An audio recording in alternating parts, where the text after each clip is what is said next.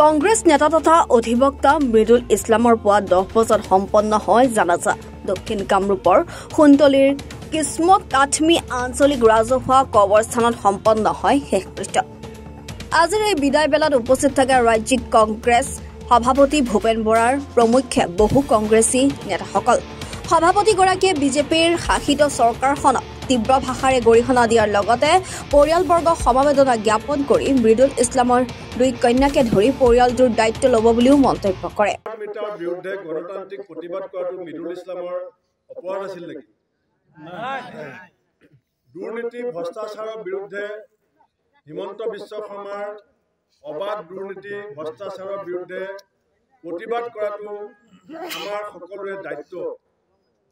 আৰু এজন নিষ্ঠাবান কংগ্ৰেছী হিচাপে, এজন সমাজ সচেতক যুৱক হিচাপে, এজন আইনৰ ছাত্ৰ হিচাপে মৃদুল ইছলামে হাজাৰ হাজাৰ ৰাইজৰ লগত সন্মুখৰ পৰা সেই আন্দোলনৰ নেতৃত্ব দিছিল। মোৰ এতিয়া ক'বলৈ ইয়াত একো ভাষা নাই। মই পৰিবাৰৰ ওচৰলৈও গৈছিলোঁ। এতিয়ালৈকে তেওঁৰ পত্নীৰ সুস্থতাই অহা নাই।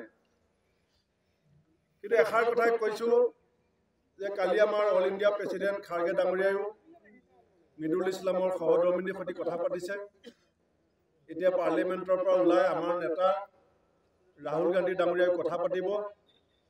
আমাৰ বিধায়কসকলক, আমাৰ 3জন সাংসদক ৰাহুল গান্ধী ডাঙৰীয়াই দায়িত্ব দিছে। মোক জনাইছে যে এই পৰিয়ালটোৰ মৃদুল ইছলামৰ অনুপস্থিতিত কোনো যাতে অসুবিধা নহয়, ছোৱালী দুজনী ডাঙৰ দীঘল কৰাত, পঢ়া শুনা কৰাত যাতে অসুবিধা নহয়, তাৰ দায়িত্ব আমাৰ নেতা ৰাহুল গান্ধীয়ে কেনেকৈ ল'ব লাগিব, কোনে ল'ব লাগিব, গোটেইখিনি সিদ্ধান্ত দিছে। ইতিমধ্যে AICC ছেক্ৰেটাৰী মনোজ চৌহান ডাঙৰীয়াকো ইয়ালৈ পঠাইছে। আমাৰ সাংসদ গৌৰৱ গগৈও আবেলি আজি ইয়ালৈকে আহিব। আমি ৰাইজক কৈছোঁ যে এই মৃত্যু, মৃদুল ইছলামৰ মৃত্যু আমি অথলে যাবলৈ নিদিওঁ।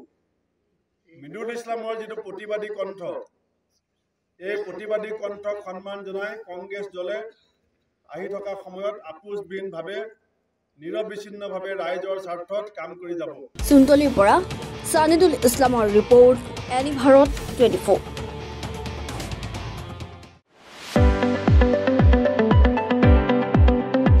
ৰঙাপাৰাবাসীৰ বাবে সুখবৰ। আপুনি যদি দুচকীয়া বাহন ল'ব বিচাৰিছে তেন্তে এতিয়াৰে পৰা আৰু চিন্তাৰ কোনো প্ৰয়োজন নাই।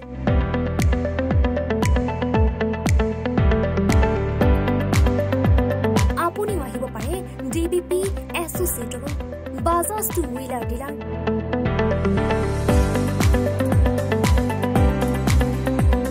আমাৰ ঠিকনা ৱাৰ্ড নং 8 ঠাকুৰবাৰী ৰোড, ডাকঘৰ, ৰঙাপাৰা, জিলা শোণিতপুৰ।